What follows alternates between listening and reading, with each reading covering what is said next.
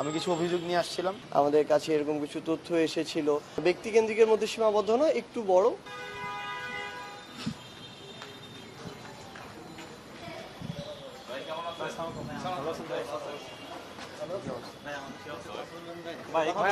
Informal একটা মানে না, আমরা কিছু অভিযোগ দিতে আসছিলাম।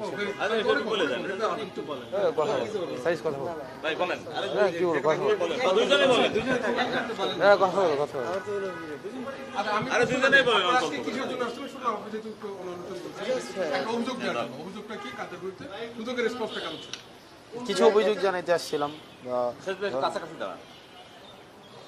কিছু অভিযোগ দিতে আসছিলাম। না, এগুলা হচ্ছে এখনো পর্যন্ত কনফিডেন্সিয়াল, তো এগুলা জানা যাবে, মিডিয়াতে আসবে।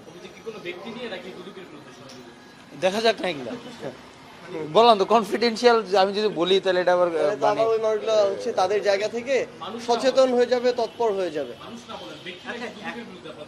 না না, দুদকের বিরুদ্ধে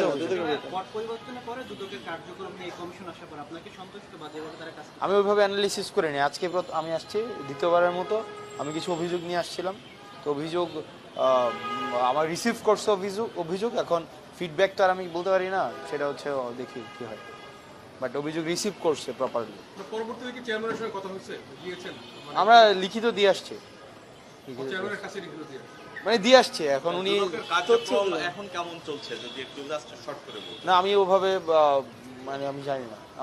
আমার যেহেতু আমি একজন এখন অভিযোগ দিয়েছি, আমি এটা ফলো আপ করবো, ফিডব্যাক নেব, তারপরে আমি সেটা বুঝতে পারবো। আচ্ছা, যদি একটু বলেন।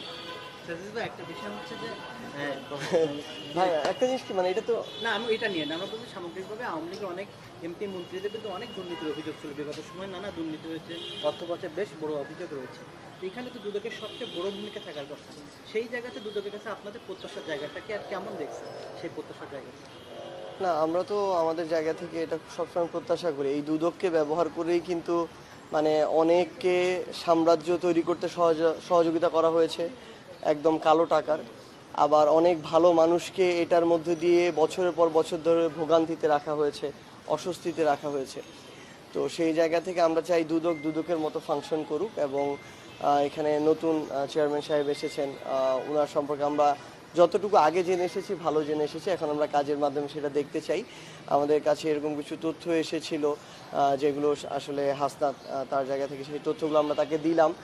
কারণ এটা খুব স্বাভাবিকভাবেই আমাদের কাছে যদি এমন কোনো তথ্য আসে যে তথ্যগুলো আমাদের মানে কিছু মানুষ আবার হচ্ছে তাদের জায়গা থেকে বেশ কিছু যদি কিছু করে আমাদের জায়গা থেকে কোনো মানুষকে বিব্রতকর পরিস্থিতিতে ফেলতে চায়, ভালো মানুষগুলোকে আবার অস্বস্তিতে ফেলতে চায়, কিংবা খারাপ মানুষগুলো পার পেয়ে যেতে চায়, এইগুলো তো আমরা আর চাই না। সেই জায়গা থেকে আমাদের কাছে কিছু তথ্য ছিল, আমরা এগুলো দিয়েছি। আমরা সেই ফলো আপগুলো এখান থেকে নেব। না না, এটা আমাদের ব্যক্তিকেন্দ্রিক না, এটা আরও হচ্ছে মানে ব্যক্তিকেন্দ্রিকের মধ্যে সীমাবদ্ধ না, একটু বড়।